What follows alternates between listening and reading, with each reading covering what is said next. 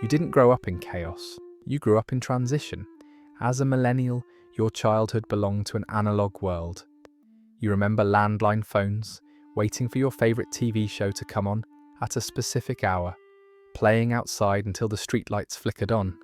Life moved slower, mistakes faded, nothing followed you forever. Then, almost without warning, adulthood arrived, and the world had changed.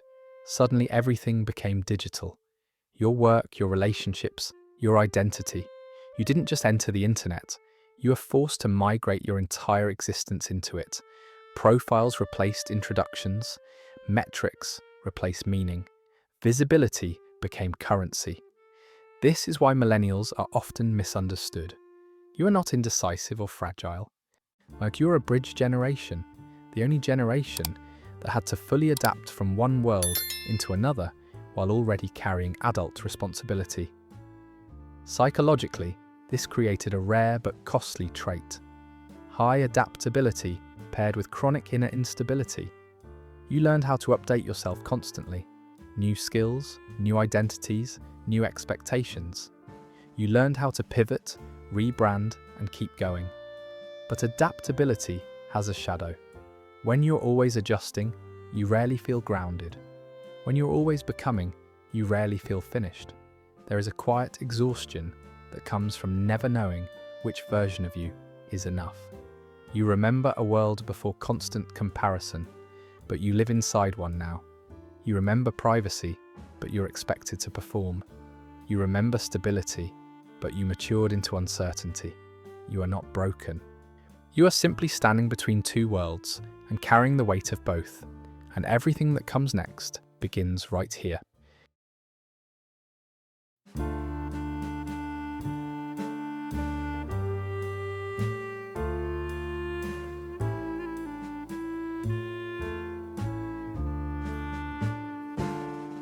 You were not raised on fear, you were raised on hope. As a millennial, the message you heard was simple and repeated often: work hard, do the right things, and life will take care of you. Go to school, get a degree, be responsible, be patient. Success was framed not as luck, but as a fair exchange: effort in, stability out. You believed that promise, and more importantly, you organized your life around it. Then, just as you stepped into adulthood, the ground gave way. September 11th shattered the illusion of safety. The 2008 financial crisis arrived as you were forming your professional identity. Jobs disappeared. Careers stalled before they began. Student loan balances grew faster than paychecks. Housing slipped out of reach. The rules you were taught to follow stopped working, but no one officially told you they had changed. This is where the psychological wound formed. When a system fails but continues to insist it's fair, the damage doesn't stay external. It turns inward. You don't think, this system is broken. You think, something must be wrong with me. This is economic gaslighting, being asked to doubt your own reality while carrying the consequences of a collapse you didn't cause. You worked harder for less security. You delayed milestones, not because you were irresponsible, but because the math no longer added up. Yet the cultural narrative shifted the blame onto you. Lazy, entitled, unrealistic. So you internalized the contradiction. You did everything right and learned to feel ashamed anyway. That unresolved tension became the background noise of your life, a low-level anxiety that never fully shuts off. Not because you lack resilience, but because you were trained to trust a system that quietly withdrew its promise and left you waiting for a reward that never arrived. This wasn't personal failure. It was a collective betrayal. The anxiety you live with isn't loud. It doesn't always look like panic. Most days it feels like background noise. For millennials, anxiety isn't tied to a single fear. It's tied to uncertainty without an off switch. When stability disappears, the nervous system adapts by staying alert. Not because something is wrong with you, but because something never feels fully safe. You wake up already bracing for the email, the bill, the subtle sense that one mistake could unravel everything. This is what happens when an entire generation grows up without a reliable safety net. Job security became conditional. Healthcare became expensive. Housing became speculative. The future stopped feeling like a place you were moving toward and started feeling like something you had to defend yourself from. Psychologically, your body learned to live in a low-grade fight-or-flight state. Cortisol never quite drops. Rest doesn't feel restorative. It feels risky. Even on good days, there's a tension humming beneath the surface. And your body remembers. Tight shoulders, a clenched jaw, shallow breathing, sleep that never feels deep enough. These aren't personal weaknesses. They are the physical imprint of long-term uncertainty. What makes this anxiety especially heavy is that it's often invisible. You function, you show up, you get things done. From the outside, you look fine. Inside, you're constantly calculating how much margin you have, how close you are to the edge. So you tell yourself to calm down, to be grateful, to push through. But this isn't a mindset problem. It's what happens when survival becomes a permanent condition. Your anxiety is not a character flaw. It is the cost of living too long without security and learning to carry that weight quietly. Millennials are the first generation to grow into adulthood with an audience. You didn't just live your 20s, you documented them. Profiles replaced first impressions. Timelines tracked your progress. Likes, views, and titles quietly became measures of worth. Even when you weren't trying to compete, comparison found you. Before social media, comparison was limited. You measured yourself against a small circle: co-workers, neighbours, classmates. Now, your reference group is infinite. Old classmates announcing promotions, strangers launching startups, curated lives unfolding in real time. And the comparison isn't just about success, it's about timing. Who's ahead? Who figured it out first? Who seems relaxed while you feel behind? You start comparing your private confusion to everyone else's public certainty. This is where the psychological trap tightens. Imposter syndrome thrives in this environment. No matter what you achieve, it feels provisional, like you're one misstep away from being exposed. At the same time, FOMO becomes existential. It's not fear of missing a party, it's fear that life itself is happening somewhere else, without you. So you perform stability, you curate resilience, you post proof that you're okay, even when you're not sure what okay means anymore. Living under constant observation reshapes identity.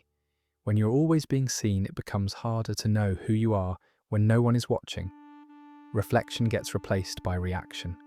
Authenticity by optimization. This isn't vanity. It's what happens when a generation is asked to build a self while standing under a permanent spotlight. And slowly, comparison stops being something you do. It becomes the environment you breathe in. Millennials are often accused of being narcissistic, too self-focused, too image-obsessed, too concerned with personal branding. But this accusation misunderstands the environment you are forced to survive in. You entered adulthood just as the rules of work collapsed. Stable careers gave way to short contracts, side hustles, and algorithmic visibility. Job security faded, and in its place came a new requirement. You are the product. Your skills weren't enough. You had to package them, promote them, perform them. Self-branding wasn't vanity, it was adaptation. When employers stopped offering loyalty, identity became leverage. You learned to sell your story because not telling it meant being invisible. And invisibility in a crowded digital economy meant vulnerability. What looks like self-obsession from the outside is often deep insecurity, trying to stay afloat. But here is the uncomfortable truth that also needs to be named. Yes, this generation does show higher rates of narcissistic traits than some before it. And that isn't a contradiction, it's part of the same psychological equation. When a system constantly demands visibility, validation, and comparison, some people adapt by turning inward in unhealthy ways.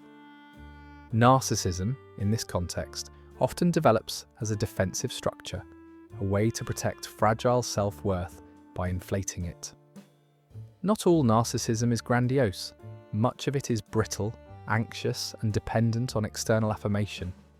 This is why millennials can be both highly self-aware and deeply self-centered at the same time, both victim and carrier of the same pressure. The real cost isn't judgment, it's erosion.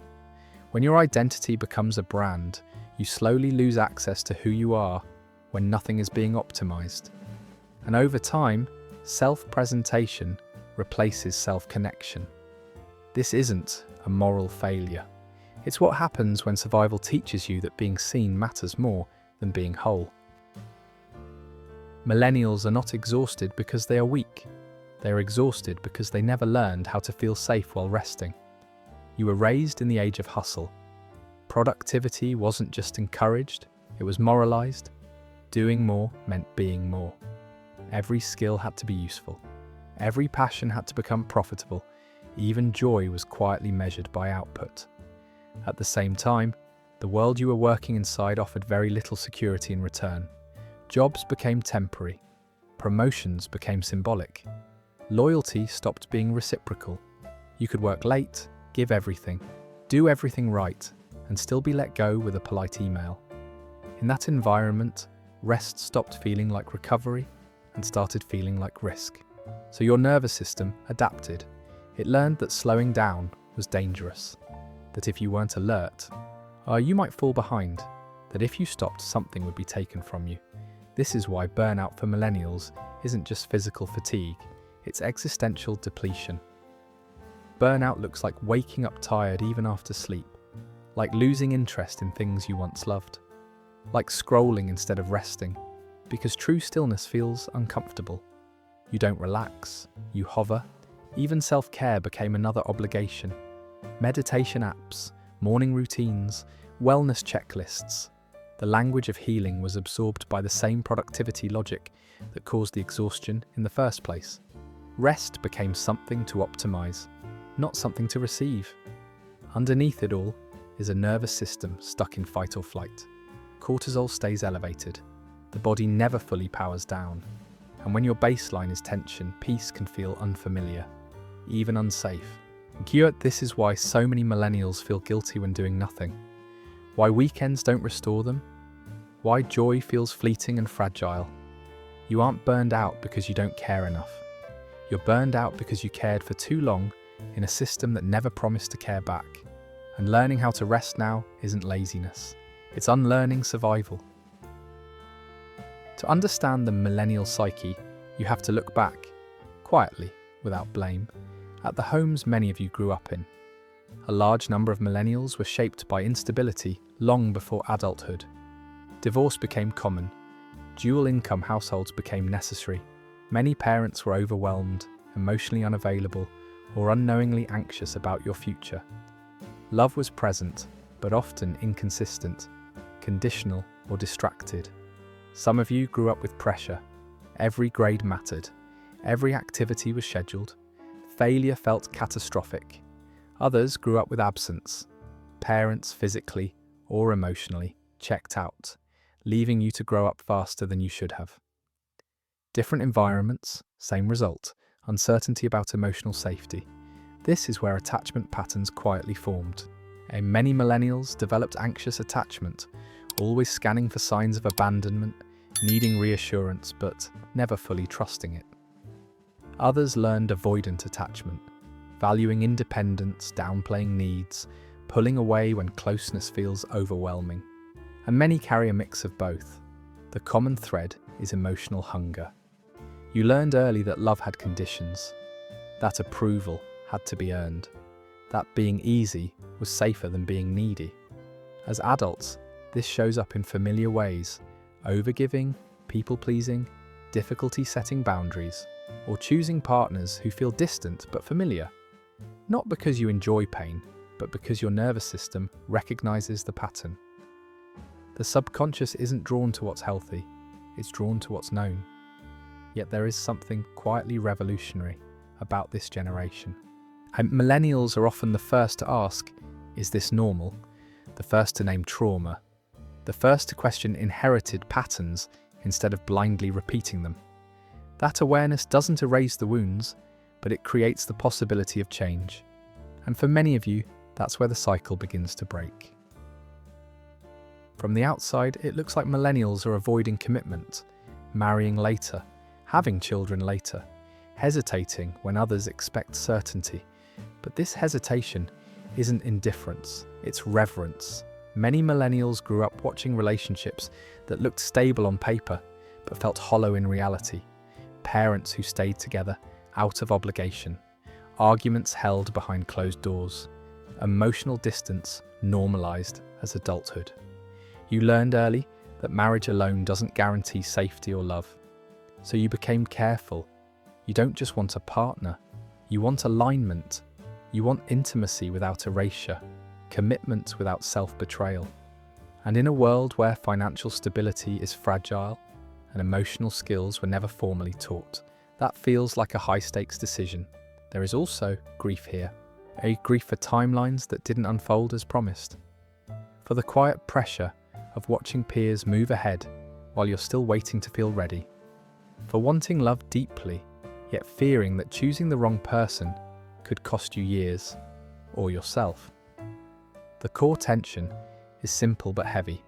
I want connection, but I don't want to disappear inside it.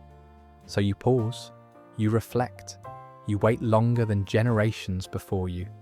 Not because you don't value family, but because you value it enough to be afraid of doing it wrong.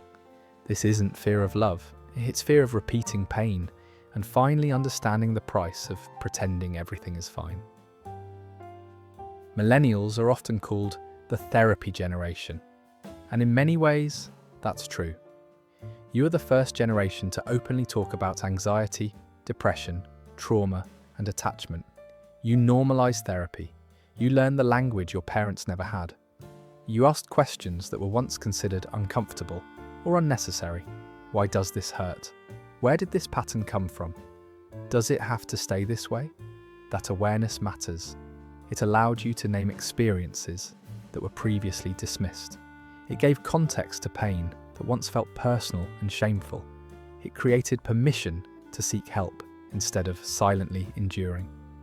But awareness has a shadow. Understanding your wounds doesn't automatically heal them. Knowing the terminology doesn't always change the nervous system. For many millennials, insight became a form of protection, analyzing instead of feeling, explaining instead of resting. At times, self-reflection turned into self-surveillance. You learned to label every reaction, to trace every trigger back to childhood, to wonder whether each emotion was healthy or trauma-based. And without realizing it, healing became another performance, another project to manage, optimize, and get right. There's also the risk of self-diagnosis, of identifying so strongly with pain that it becomes identity instead of information. Awareness without integration can leave you stuck in understanding without relief. Still, this generation deserves credit for something profound. You broke the silence. You challenged the idea that suffering is normal and help is weakness. Even when the process is messy, incomplete, and imperfect, as you change the cultural conversation, the task now isn't more insight, it's learning how to let safety, slowness, and embodiment catch up with everything you already know. Healing isn't about knowing more, it's about feeling less alone inside what you already understand.